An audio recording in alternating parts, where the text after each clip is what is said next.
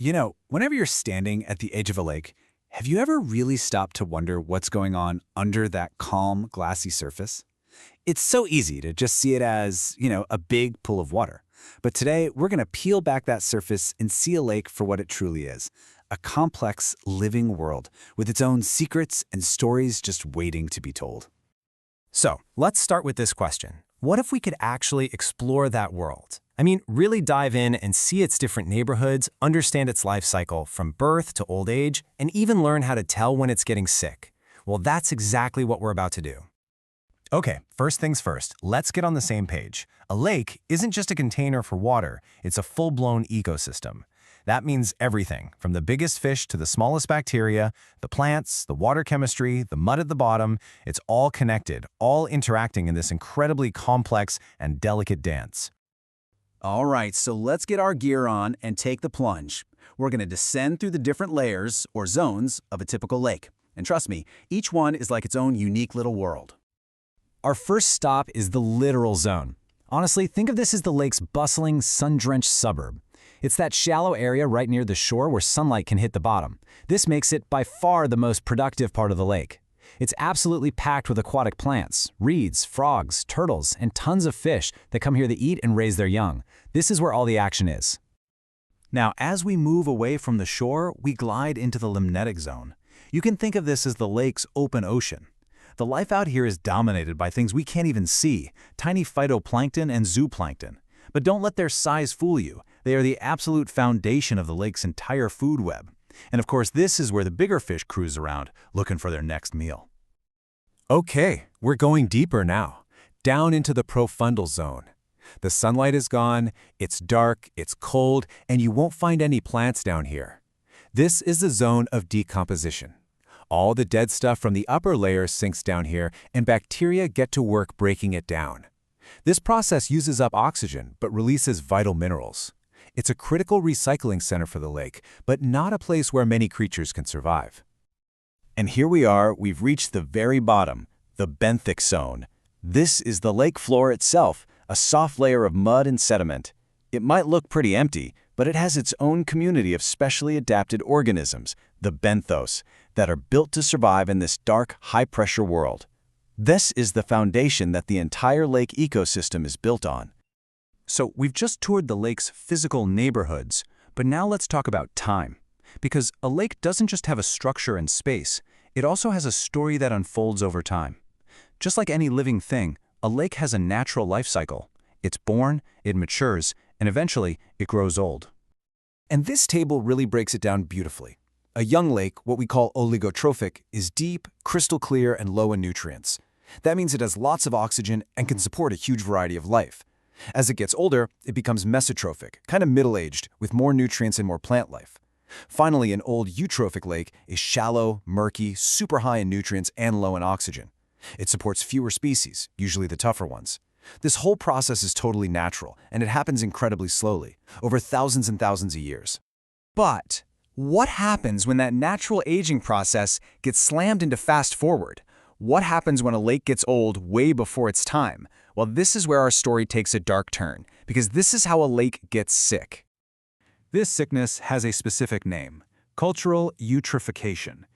The eutrophication part is just that aging process we talked about.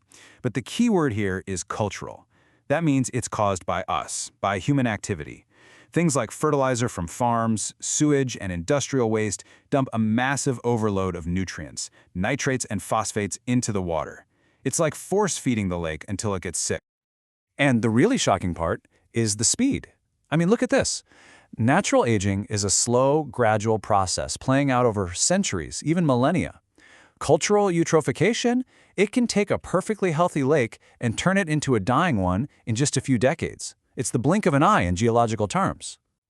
So how does it happen so fast? It's a devastating chain reaction, a domino effect. First, you get the nutrient overload. The pollution acts like super fertilizer. Second, you get a massive algal bloom. The algae just explodes, covering the surface in a thick green sludge. Third, all that algae eventually dies and sinks to the bottom. And fourth, and this is the killer, the bacteria that decompose all that dead algae suck up all the available oxygen in the water.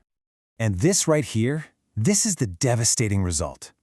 A healthy lake is full of dissolved oxygen, which is what fish and other critters need to breathe. But a sick, eutrophic lake becomes anoxic, meaning the oxygen levels just plummet to basically zero. The lake is quite literally suffocating from the inside out. The consequences are just catastrophic. You get massive fish kills, the cool game fish we love, like trout, they disappear, replaced by trash fish like carp that can handle the bad conditions. The water itself starts to smell and taste bad. Biodiversity completely collapses, and over time the lake gets shallower and shallower until eventually it's not even a lake anymore, it's just a marsh. It's gone. It's a really grim picture, I know, but it doesn't have to be the end of the story. Can a sick lake actually be healed? The answer, thankfully, is yes. It takes a lot of work, but there is a road to recovery.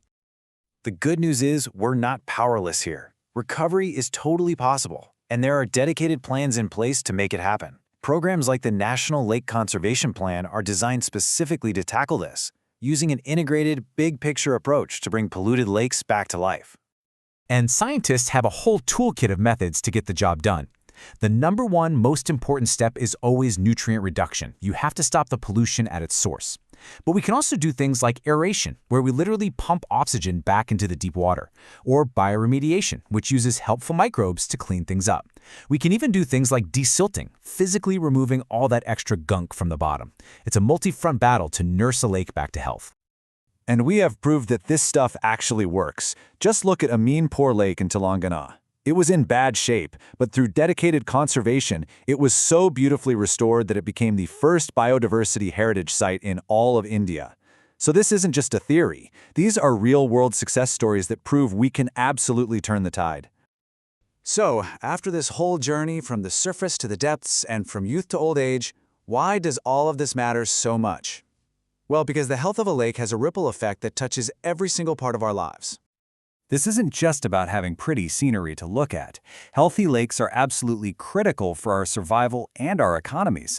They provide the water we drink. They're a vital source of food for millions. They act like giant natural sponges, controlling floods. They even help moderate the local climate.